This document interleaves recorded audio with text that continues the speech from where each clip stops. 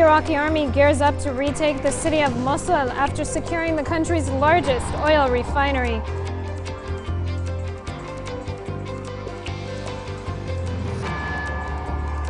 And fierce clashes continue between Kiev's troops and pro-Russian activists in eastern Ukraine, despite talk of a ceasefire.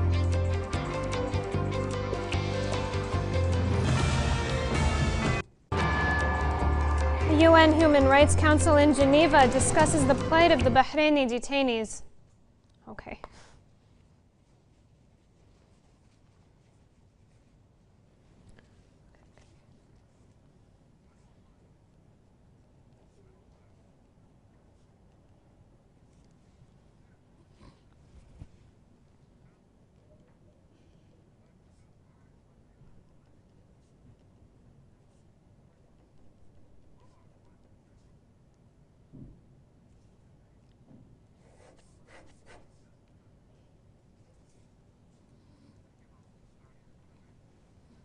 Mr. Saad.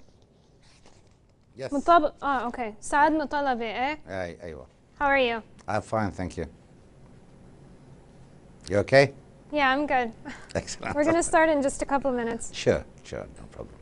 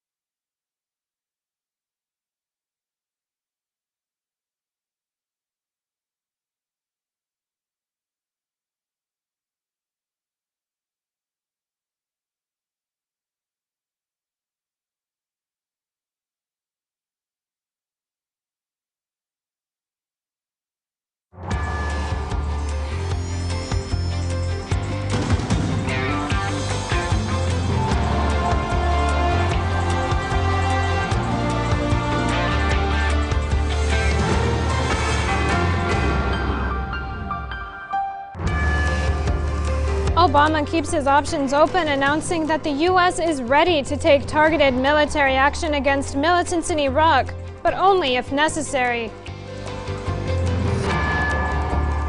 The Iraqi army gears up to retake the city of Mosul after securing the country's largest oil refinery.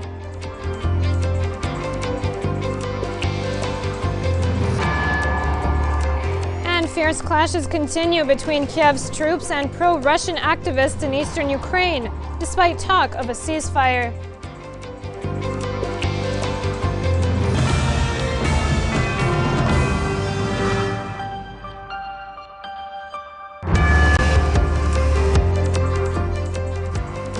Good evening and welcome to Al World News. I'm Mariam Khaddad.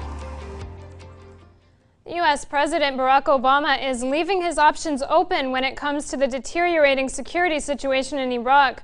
Obama announced that he will be sending as many as 300 military advisors to Iraq to train local security forces, but ruled out a permanent American military presence in Iraq. The U.S. president laid out several measures which Washington plans to adopt, including increasing intelligence and surveillance assets in Iraq.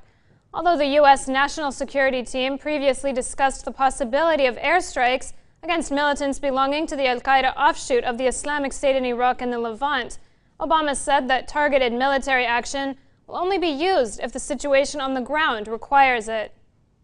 We're prepared to create joint operations centers in Baghdad and northern Iraq to share intelligence and coordinate planning to confront the terrorist threat of ISIL. Through our new Counterterrorism Partnership Fund, we're prepared to work with Congress to provide additional equipment.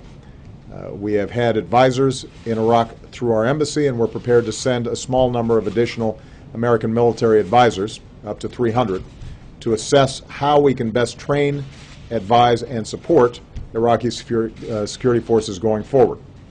American forces will not be returning to combat in Iraq, but we will help Iraqis as they take the fight to terrorists who threaten the Iraqi people, the region, and American interests as well. Fourth, in recent days we've positioned additional U.S. military assets in the region. Because of our increased intelligence resources, we're developing more information about potential targets associated with ISIL. And going forward, we will be prepared to take targeted and precise military action if and when we determine that the situation on the ground requires it. If we do, I will consult closely with Congress and leaders in Iraq and in the region.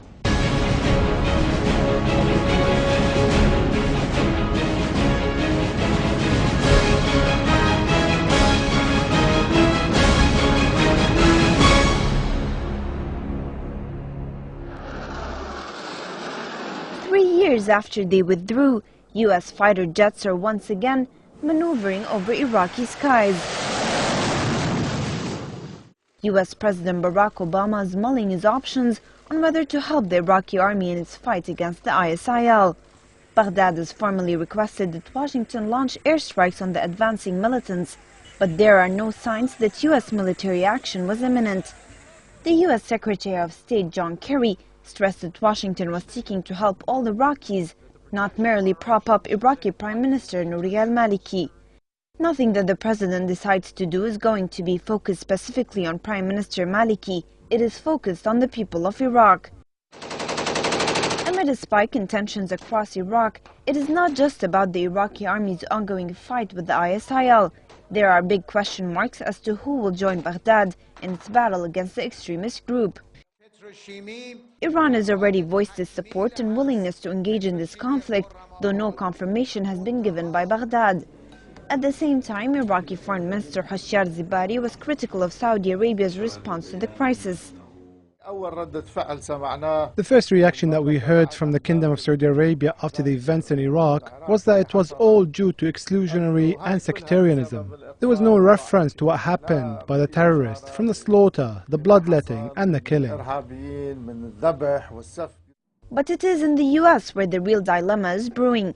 Lawmakers have never been more divided on Capitol Hill than on the subject of talking to Iran on how to deal with the ISIL.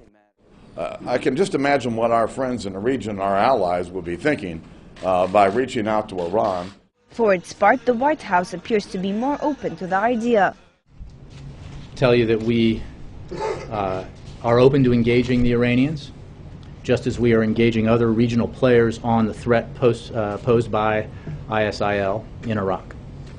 As you know, the issue did come up briefly between Deputy Secretary of State Bill Burns and Iran on the margins of the P5+1 in Vienna on Monday. There may be future discussions at lower levels, Major. Analysts argue that the rise in extremism across Iraq stems from the U.S. invasion in 2003. Now that Washington is planning another intervention in the Arab country, it might not be able to go it alone, especially without the help of neighboring countries, more specifically, Iran. I want to bring in Saad Mutalabi now. He is a former Iraqi MP and joins me now from our Beirut studios. Mr. Mutalabi, thanks a lot for taking the time to be here tonight. Let's start with Obama's comments. He is leaving a lot of room for maneuver there. Will the U.S. hit ISIL militants in northern Iraq, in your view? Yes, he did actually leave a lot of room for maneuver, and at the same time, the news is that they are dispatching Secretary Kerry to the region to consult with the United States allies. So probably he'll be in Saudi Arabia, Jordan, maybe Egypt, and definitely to Baghdad again. So the things are developing, I think, on the level that the United States wants to put itself in a position that it can take, or it could take action if needed, and don't want to lag behind any development or any important development, security development in Iraq. Well, I did find it very interesting that when asked by a reporter if he regretted pulling out of Iraq, Obama said that was Baghdad's decision. It sounds almost as if he was saying that Iraq got what it asked for. Well, exactly. This is, he repeated this again. We have to remember his election slogan and his election campaign was that he promised the American people he will pull out of Iraq. So he did what he promised the people of the United States.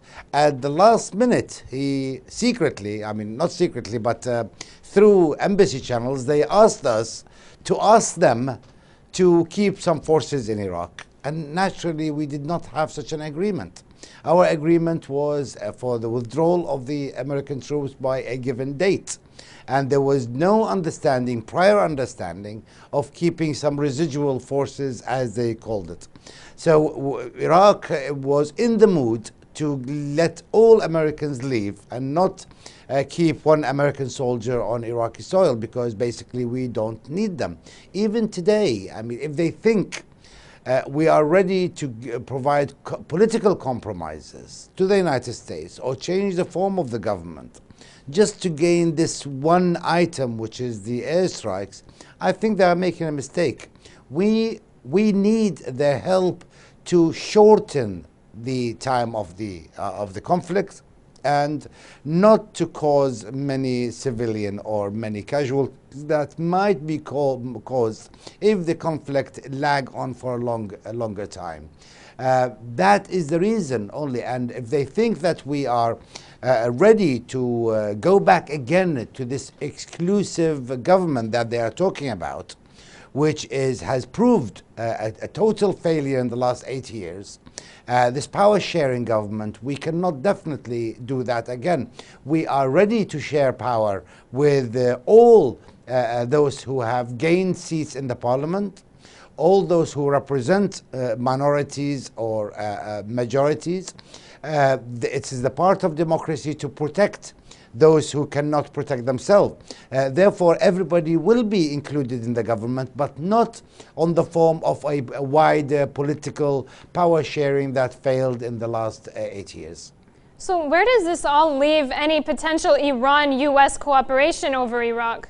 There is a need for intelligence, and Iran is in a position to provide us with good intelligence on what is happening on the ground.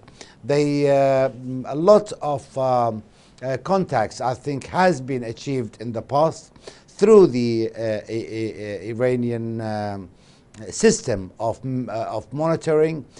So this is one. And the second thing is that this type of cooperation will reduce the tension between those two countries and will reduce the tension in the Middle East.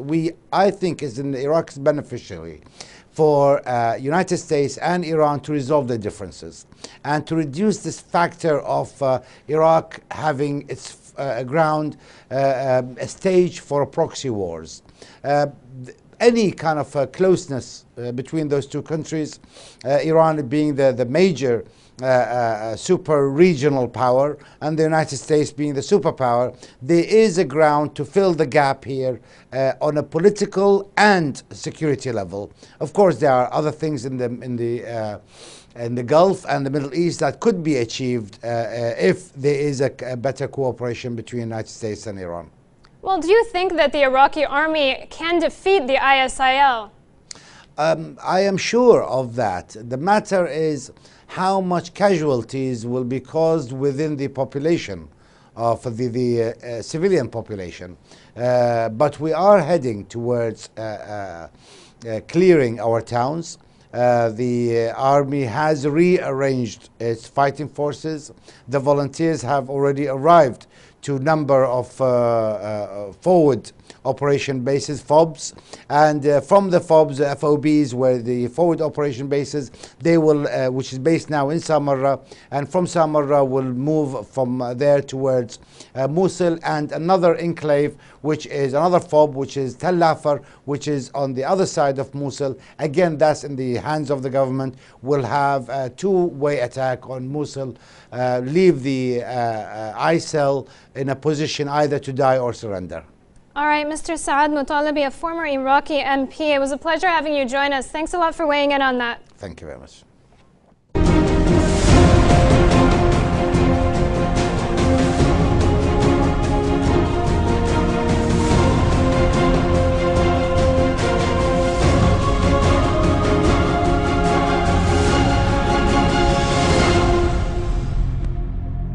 The Iraqi army is gearing up to enter the country's second city of Mosul after recapturing the Baji oil refinery in the strategic Salahuddin province. This as tens of thousands of volunteers continue to sign up to join the fight against militants belonging to the Al-Qaeda offshoot of the Islamic State of Iraq and the Levant. The battle for Iraq's second city of Mosul appears to be heating up. With fresh momentum garnered by a victory after recapturing the country's largest oil refinery in Baji and most of the territory in Tel Afar, government forces are now shifting their attention towards Mosul. According to media reports, over 40,000 troops backed by pro-government rebel forces have already deployed around Mosul, waiting for the green light from the country's commander-in-chief. The army is keen to recapture the city from ISIL militants, who have reportedly committed massacres, sexual abuses, and a wide range of human rights violations against the city's residents. Preparations come one day after the country's armed forces announced it had retaken control of Baji's oil refinery, located some 250 kilometers north of Baghdad. Meanwhile, most parts of Tel Afar are back under government control after more than 100 terrorists from ISIL were killed in clashes there.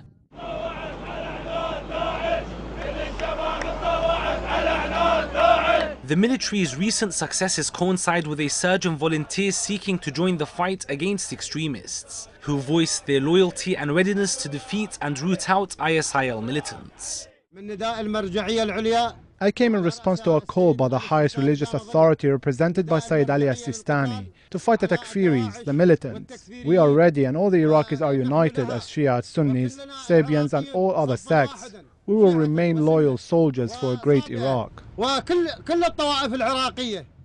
I have volunteered to join the Iraqi army to crush the heads of Daesh and those who allied with them. I am a Kurd from Sulaimaniya and I'm living here and I have come to volunteer. According to official records, over 2 million Iraqis have already volunteered over the past week. The volunteers have been transported to Baghdad from across Iraq for a week training course before being sent to cities controlled by the militants. Let's cross over to our correspondent in Iraq now, Wissam al-Bayati, for the latest updates. Wissam, based on your sources, how close is the Iraqi army from recapturing the city of Mosul?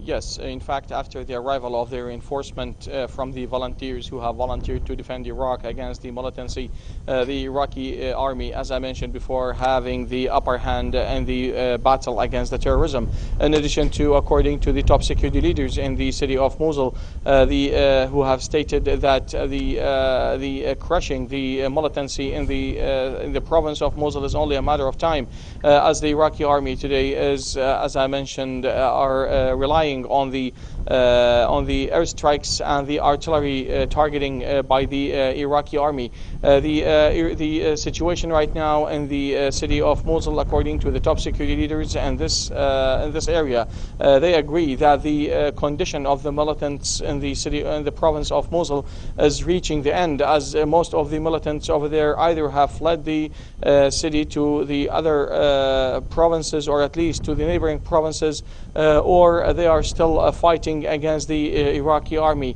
which is almost half of them. The top security leaders have already added that the militants are already suffering from the shortage of manning and even ammunition, weapons, and even fuel. The fuel is very important for them to transport or to travel from one place to another.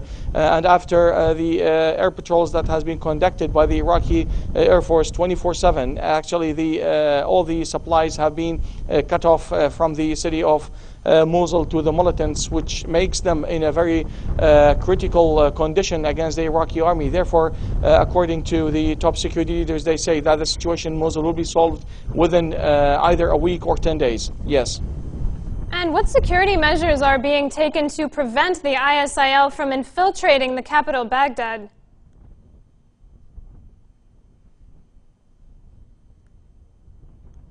Yes, in fact, the Iraqi army has tripleized or even more its presence in the Iraqi capital, Baghdad.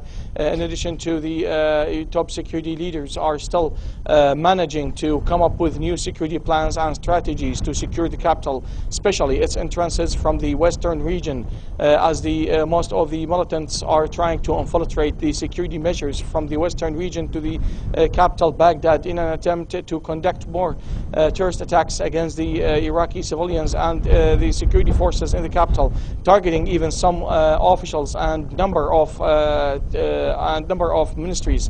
The spokesperson of Baghdad's Military Operations Center and the spokesperson of the Chief of Staff of the Iraqi Armed Forces stressed that the situation is under control. And as you can see, the Iraqi army are right behind me over here, are highly alerted, same as they do in Baghdad. The Iraqi army today are imposing the law and order in the capital, Baghdad, and they have actually imposed the curfew starting from 10 o'clock in the evening instead of 12 o'clock, which means that the hours of the curfew has been expanded 2 hours, starting from 10 o'clock, as I mentioned, until 4 o'clock in the morning.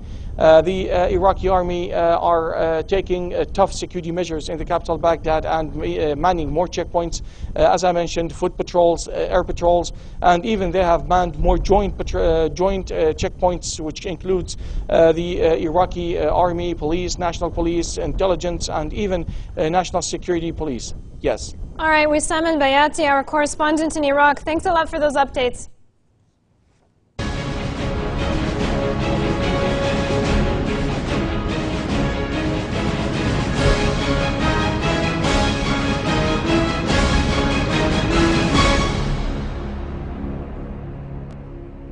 Well, as the so-called Islamic State in Iraq and the Levant continues fighting in both Syria and Iraq in a bid to carve out an Islamic caliphate, reports have emerged suggesting that the extremist militant group's next target will be Jordan. Iraq, Syria, And now it looks like the ISIL has its eyes set on Jordan. The Islamic State of Iraq and the Levant is expanding its influence in the region as it seeks to establish an Islamic caliphate by wiping out the Sykes-Picot borderlines off the map.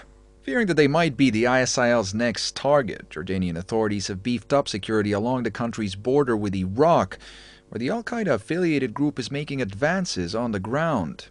The extremist militant group is reportedly edging closer towards the Jordanian border.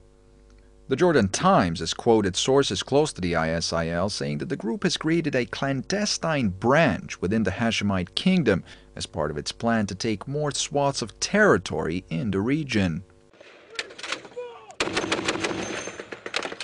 The Iraqi army allegedly withdrew from the western towns of Saklawisat in Ramadi and the village of Al-Jisr near Fallujah, leaving Amman susceptible to an ISIL invasion, which is pushing westward. Jordanian MPs are growing worrisome and have even called for a special cabinet meeting to discuss the ramifications of the ongoing fighting in Iraq on Jordan. The Saudi Arabian news network Al Arabiya has broadcast a map, allegedly drawn by ISIL, showing the so-called Islamic Caliphate. In the map, Jordan, alongside many other states, was highlighted in black, the color of the group's banner. There are over 800 Jordanian nationals fighting among the ranks of the militant group, and already Jordan is home to an influential Salafist and extremist movement, which makes it vulnerable enough to fall into the hands of the rising force of the ISIL.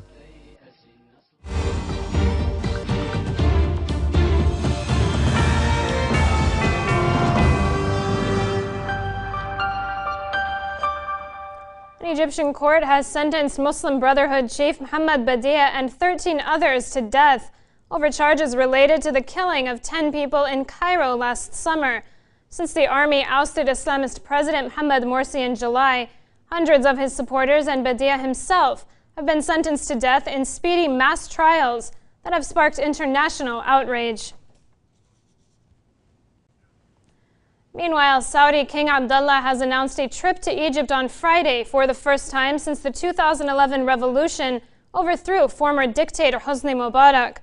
The trip comes as a show of support for newly elected President Abdel Fattah al-Sisi. Saudi Arabia and other Arab monarchies in Persian Gulf have showered Egypt with billions of dollars after Sisi overthrew Islamist President Mohammed Morsi. Saudi Arabia and Egypt have both declared the Muslim Brotherhood, from which Morsi hails, a terrorist organization.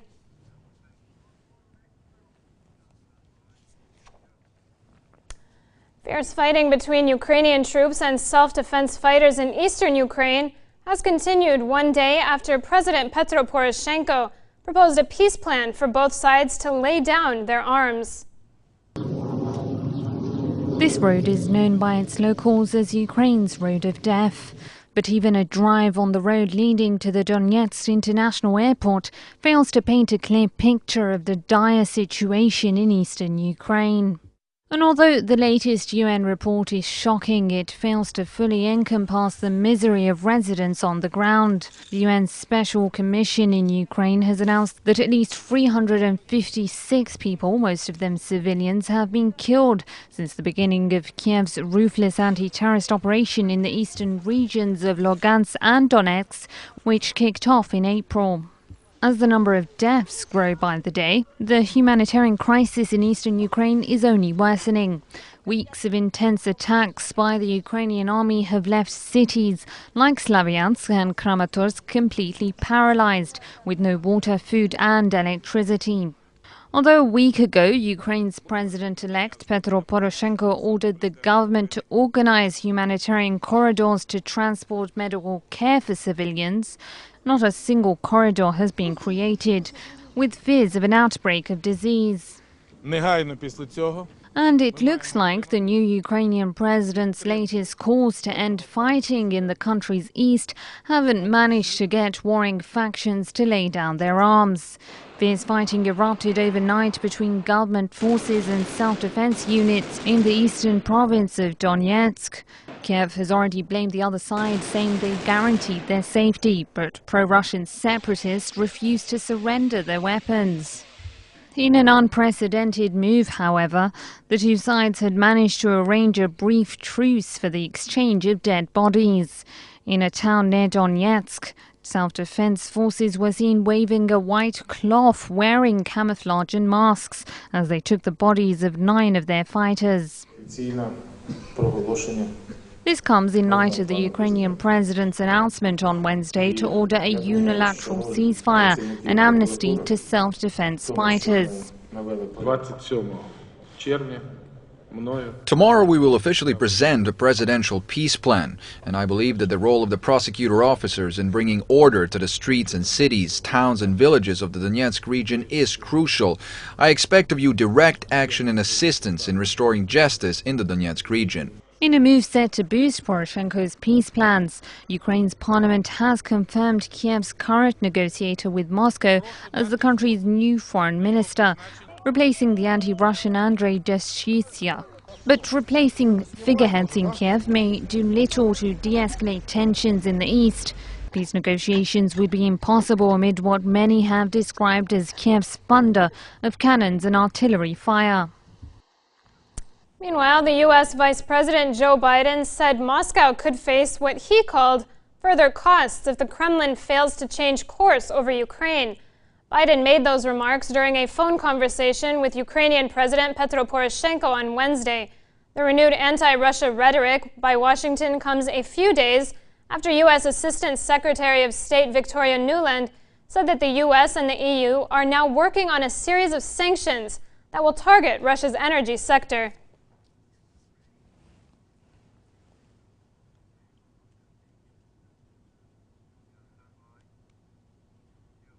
Similar rhetoric was echoed by British Prime Minister David Cameron and NATO Secretary General Anders Rasmussen, who also warned of sanctions against Moscow should de-escalation not take place.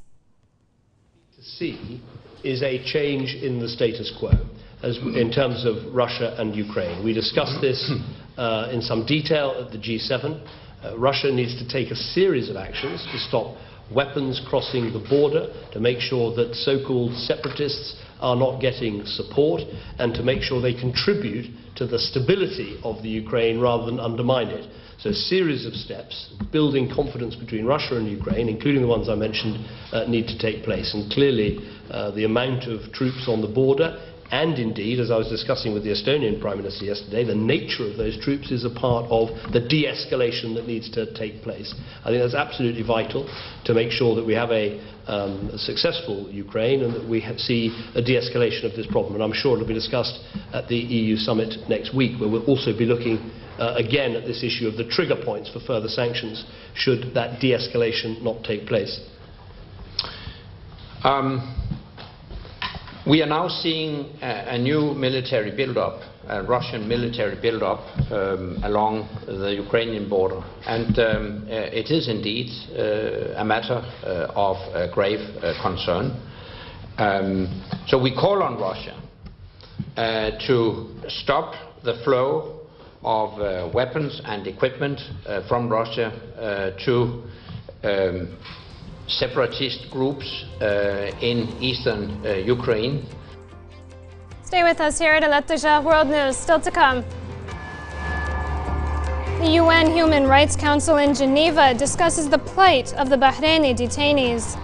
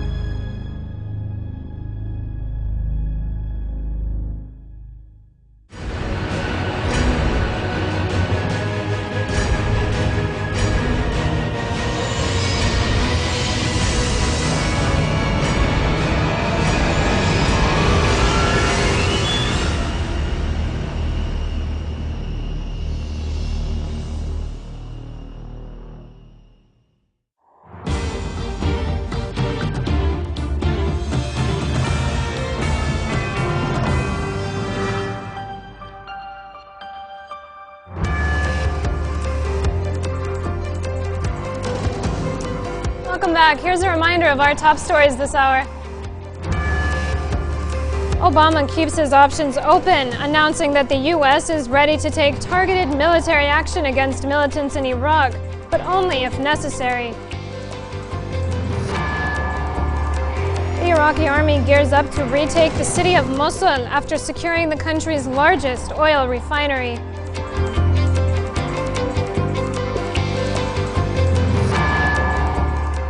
And fierce clashes continue between Kiev's troops and pro-Russian activists in eastern Ukraine, despite talk of a ceasefire.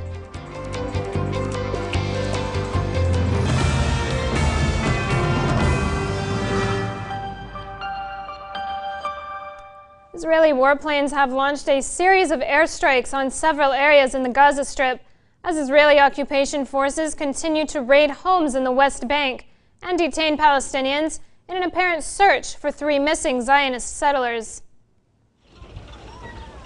Targeting centers belonging to the Hamas resistant group, Israeli warplanes launched a series of airstrikes on the Gaza Strip, injuring at least 3 Palestinians, including a child.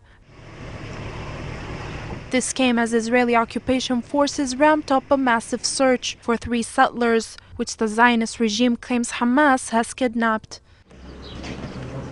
Some 30 Palestinians were detained overnight after Israeli troops raided over 100 homes in the West Bank. The arrest raised the number of Palestinians detained to 280, most of whom are members of the Islamist Hamas movement.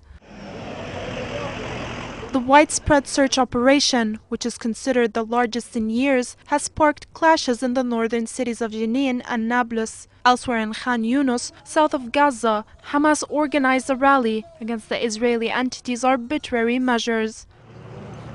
As Israelis tightened their grip on the West Bank Wednesday, detaining 65 people, Palestinian Authority President Mahmoud Abbas lashed out at those behind the kidnapping of the 3 Israeli settlers, defending the security coordination between the Palestinians and Israelis, a matter which sparked furious denunciation by Hamas. Hamas slammed his remarks as harmful to a fledgling reconciliation deal between the resistant group and Fatah, which only recently saw the formation of a unity government. The exchange was the first public sign of a major dispute between both sides since the deal was struck in April, ending years of bitter rivalry. According to many Palestinians, it appears that the Israeli entity is seeking to use its massive military operation as an excuse to bring about the collapse of the newly formed unity cabinet, established with the backing of its foe, Hamas. Fourth day of negotiations between Iran and the P5+1 group is underway in the Austrian capital, Vienna, where the Iranian delegations headed by Foreign Minister Mohammad Javad Zarif and EU Foreign Policy Chief have begun drafting the text of a final agreement over Tehran's peaceful nuclear program. The drafting of the text for the final agreement between the P5+1 group and Iran over the latter's nuclear program is underway. Iranian Foreign Minister Mohammad Javad Zarif held bilateral talks with his EU counterpart Catherine Ashton ahead of the second day of writing the General Joint Plan of Action, as it was dubbed by Zarif. For 2 days, the parties have coordinated on the structure of the document. Iranian Deputy Foreign Minister Abbas Araghchi said Iran and the P5+1, which consists of China, France, Germany, Russia, the UK and the US, had practically reached an agreement on the structure. The first part will be devoted to the nuclear program, the enrichment parameters, the work of the reactor in Iraq, and international nuclear cooperation. The second part will include chapters on the sanctions regime, including the procedure and the time frame, and conditions for lifting the sanctions against Iran. On the surface, the document appears to be a simple and a straightforward agreement, where Iran must curtail its nuclear program to ease Western fear in return for removal of the sanctions imposed on the Islamic Republic. However, fundamental disagreements have riddled the pages of the document. The main sticking points are the timetable for a full lifting of crippling US and EU sanctions, and the scale to which Iran would be allowed to continue uranium enrichment. The West accuses Tehran of having a clandestine nuclear weapons program, though years of inspections have failed to provide any proof to substantiate these claims. Now both sides have their work cut out, with just over a month to complete the final draft, aimed at ending over a decade of disputes and animosity between the West and the Islamic Republic. Analyst Mustafa Koshasheshim earlier gave us some further analysis on what the drafting of this final agreement between the P5+1 group and Iran means. Well, the point is that Iran is the main player in the region, at least in the Muslim world and the surrounding areas. The West needs Iran because it wants to secure its interests. Of course, we should always remember that these terrorist groups and activities in the region are the products, direct or indirect products, of the U.S. policy in the region. Now, the U.S. sees that the region can go into turmoil and its interests will be harmed if it's not going to reach an agreement with Tehran. They are hopeful that after reaching an agreement with Tehran over its nuclear program, they can work with Tehran as a partner. But Tehran has always insisted that it remains independent and it acts according to its own principles that it has always pursued. So now we have the upper hand, plus the fact that the last time we reached an agreement in November in Geneva, we showed our goodwill through voluntary move by the voluntary suspension of our 20% uranium enrichment. And now it's the time, of course, I just remind you again that it was voluntary and it is not permanent. Iran took up to do that until the two sides reach an agreement or they announce the failure of the talks. So Iran might take up enrichment, 20% enrichment and more, even if it needs, if the talks fail. And the West cannot do anything about that because it's now in turmoil, its economy is going bankrupt. You just saw that the British needed the Chinese, the huge Chinese investment, meaning that their economy is in trouble, in bad trouble. The EU is suffering the same problems among its members, the US also. So they need Iran, they need to resolve their problems with Iran. And here, now we have the upper hand. And our president, just a month ago, announced that Iran has done whatever it could in order to prove its goodwill, and it doesn't have anything more to put on the table. Now it's the time for the West to take the tough decision, especially for the US, to decide between two choices. Does it care for Israel's interest and it wants to just abide by the Zionist policies in the region, or it cares for its own interests and its future?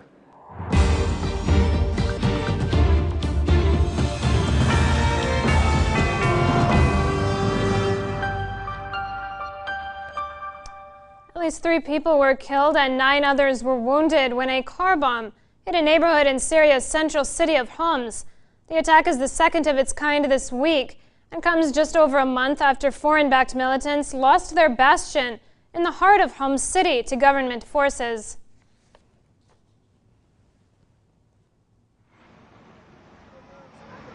Turkey's deputy prime minister has announced that the number of Syrian refugees in his country has exceeded 1 million people.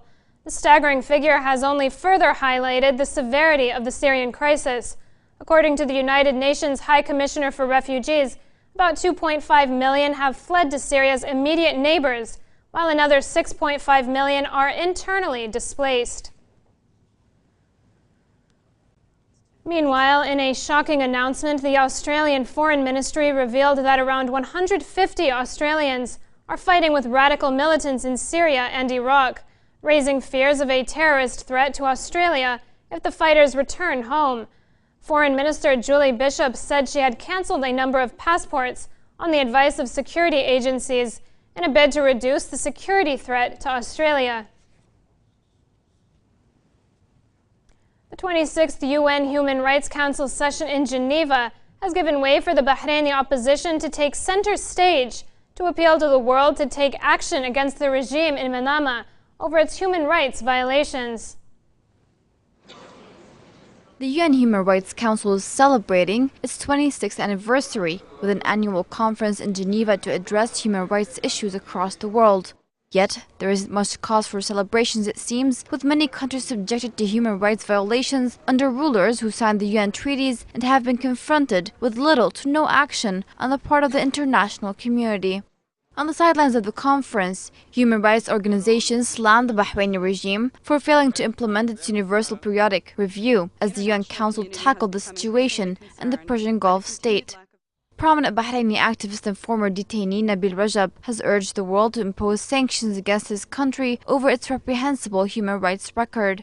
So the situation as a whole is deteriorating, very disappointing that things after 2 years seems to be improving, but it's a setback very clearly.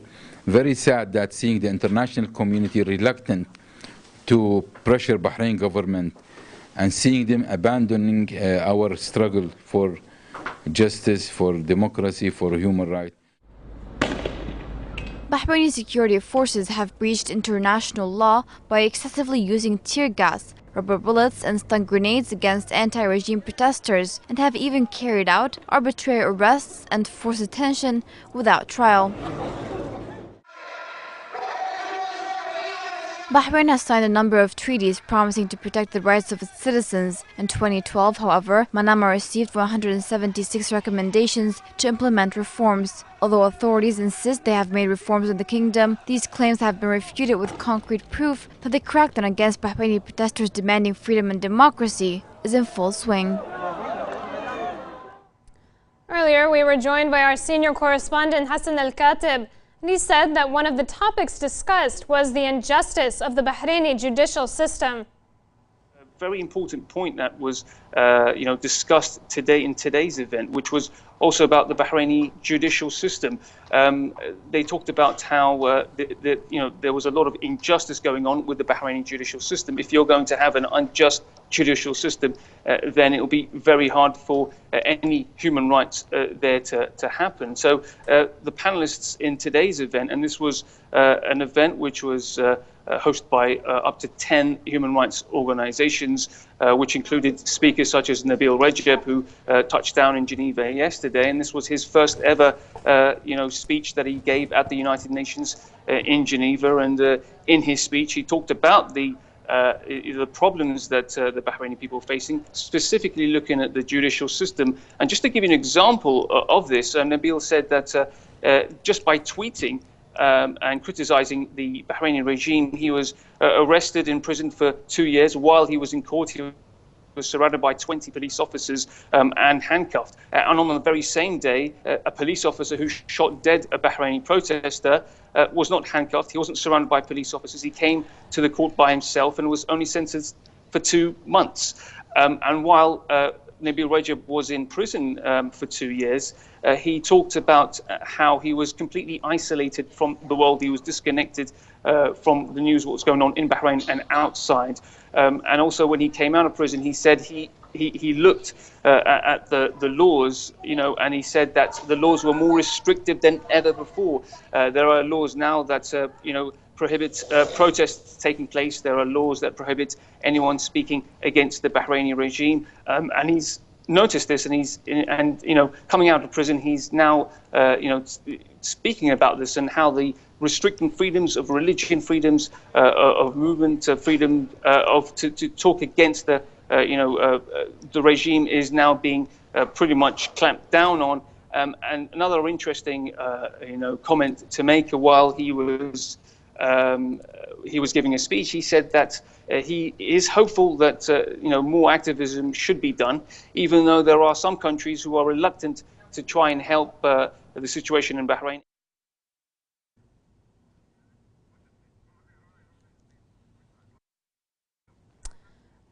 Now let's move on. We can now talk to resigned Bahraini MP Jalal Fayrouz. Mr. Fayrouz, why have human rights violations in Bahrain thus far been neglected by the international community when those committed in other regions such as Syria have been highlighted? Well, unfortunately, it seems that the international community considers Bahrain as part of the Saudi Arabia, and they believe that if they put some force on Bahrain, that means that they are going to put force on Saudi Arabia, and the Saudi Arabia has lots of interest with the Western forces, with the Western powers. And how significant is prominent Bahraini activist Nabil Rajab's call for sanctions? Are we likely to see the Human Rights Council respond adequately? Of course, lately there has been lots of pressures from the international human rights groups to allow Nabil Rajab to be able to travel outside Bahrain. And you know that the Bahraini regime has imprisoned Nabil just for tweeting, even though there has been lots of actions of hatred from the pro-government soldiers and groups against the people of Bahrain, but they have never undergone any trial. This shows you that the situation is abrupt and it is ironic. And of course, the West is not trying to put pressure on Bahrain, even through the Human Rights Council. Of course, the atrocities and violations against the human rights in Bahrain has been obvious and very clear to all the international community. But unfortunately, the interest, the short-term interest, they are looking at their conjunction interests with the Bahrain and the Gulf states. So will this rhetoric translate into concrete action on the ground in Bahrain, where anti-government demonstrations have become a near daily scene for 3 years now? Of course, with all sorts of atrocities, this did not even have any negative impact on the Bahrainis being on the streets. They are continuing their struggle aside from all the backings of some of the Western powers with the Bahraini regime. But the people of Bahrain are still very strong. Today, the Bahraini people are stronger than 3 years ago, and they are continuing their struggle until they gain whatever they have stand up for. And of course, there are lots of also friends of Bahraini people. The international human rights organizations like Amnesty, Human Rights Group, International Federation are trying to force things against Bahrain. But the main thing is that Bahraini people are not asking for easing out only human rights situation, but they are asking for democracy and to stop the dictatorship in Bahrain. It is the legitimate right of the Bahrainis to be able to elect their government and say to the prime minister and the king who are containing the Bahrain as their household. And of course, the Bahraini people are refusing that one particular family has all the wealth and takes control on the ground. It is the people's right to be as sovereignty on their ground. All right, Mr. Jalal Fayrouz, a resigned Bahraini MP. It was a pleasure to hear your thoughts on that. Thanks a lot. You've been watching Al-Ittijah World News with me, Mariam Khaddad. Let's have a last look at our headlines. Obama keeps his options open, announcing that the U.S. is ready to take targeted military action against militants in Iraq, but only if necessary. The Iraqi army gears up to retake the city of Mosul after securing the country's largest oil refinery.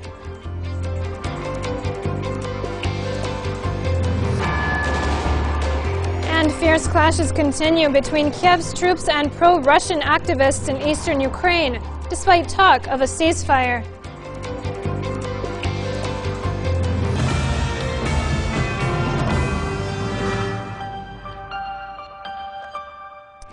Well, that's all for this bulletin. Thanks a lot for watching and have a good night.